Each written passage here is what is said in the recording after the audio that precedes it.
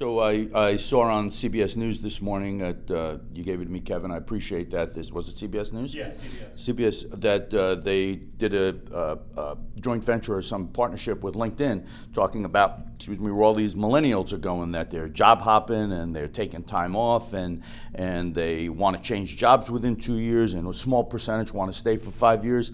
And I have some thoughts on that, and most people won't like my thoughts. So the first thing is that, number one, thank you, baby boomers, for working your asses off to allow us millennials to be what we want, which is not aggressive, not assertive. We want more quality time. And if the baby boomers didn't set the standard to generate wealth to allow people to act like this, in my opinion, it never would happen. On the flip side, I respect that millennials want a better quality of life and they want to enjoy things while they can, and they're young enough to be able to enjoy the fruits of whatever they've accomplished, and then maybe they've put some money aside to go travel and go through Southeast Asia or go through Europe. I think it's fantastic, but I think it's going to hurt them in the long run in terms of job hunting. So I had a young lady come to me for a job about 1.5 years ago. Absolute gospel story here in Orlando. She came to me about a year ago, not 1.5 years ago, for a job. And on her resume, she was proud of herself because she spent a year hiking through wherever, and on her thing, she hiked Mount Kilimanjaro. And what went through my mind is, you're a spoiled brat.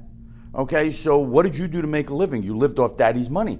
I don't want that person working for me. I want someone that steps up and does their thing and fights for themselves.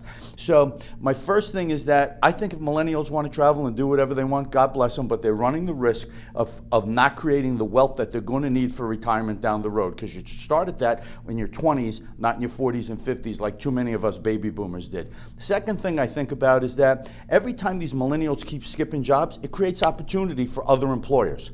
So as an employer, you have to figure out, what do I need to do to make this millennial that's working for me want to be here for the next 10 or 20 years? What do I need to do that? How do I craft an agenda that makes them excited about coming to work every day? And if you can't do that, you're going to lose them, and that creates an opportunity for the next employer to do something with them. So I think there's a lot going on in that arena, but my opinion is really simple. Baby boomers work their asses off to get to a point where other people can enjoy the fruits of their labor, and it's our kids, right? Let's be practical. It's my kids, it's our kids, it's your kids, and they have the right to do whatever they want. But are they risking their future 20, 30 years from now for the immediate gratification and pleasure of doing what they want today? And my answer to that is, I think yes. And on the flip side of that, I think every time a millennial leaves their job, which I think this CBS show said every 2 years they're looking to change jobs, a vast majority of them, creates an opportunity for the next employer. So Mr. Employer, you're the one that's going to get that opportunity. Let's get back to holding your people accountable and creating an amazing training program where they have belief that they can create something special here tied to pay for performance. And that head count of people that don't want to be there will go down. Also, be flexible. I hate the word flexible, right?